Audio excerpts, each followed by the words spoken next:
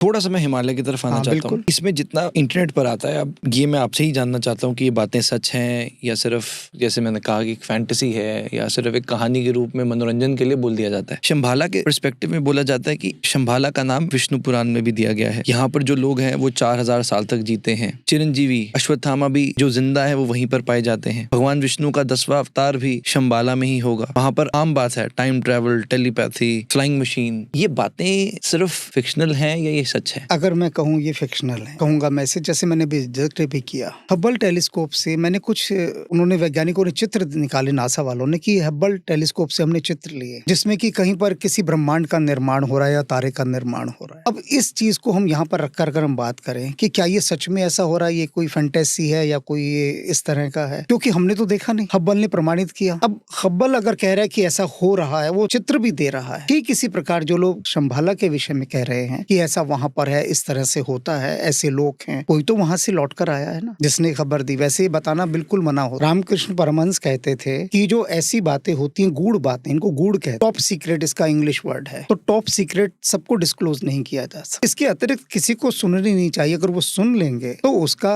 दुष्प्रभाव ही पड़ता है।